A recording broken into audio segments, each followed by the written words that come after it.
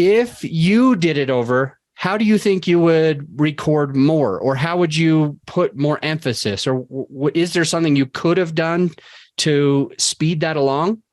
So I guess if there's one thing I would have done differently or sooner. So about after my 4th episode, I reached out to one of my first guests that I had on that I also knew was plugged in to a very large network of business owners.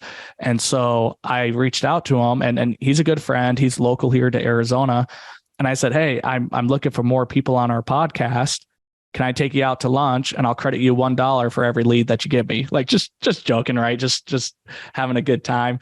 And so, yeah, we went out to lunch and we talked, and he's like, yeah, happy to introduce you to a few people. And I was anticipating getting 3 or 5 names from him, but because of our relationship, the next day I get an email to about 25 people, personal email that he introduced me to 25 other people. So now you owe him like $25?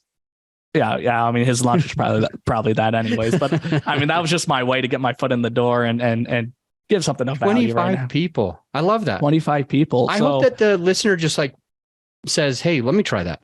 Yeah. So if there was one thing I would have done sooner, before I even recorded my first episode, I would have tried to identify maybe a dozen people that I knew had large networks of our avatar, and reach out to them and try to get these connections made before we started recording. Because that way, when we started recording, we could have knocked them out. And now we're in a good flow. We're in a good flow now. I'm doing 4 or 5 interviews a week now, and we're getting ready to launch. But if I tapped into those types of networks sooner and started asking for referrals sooner, I think that would have helped, because then I wouldn't have been relying solely on my network or trying to do that research and go find that person and then invite them to be on.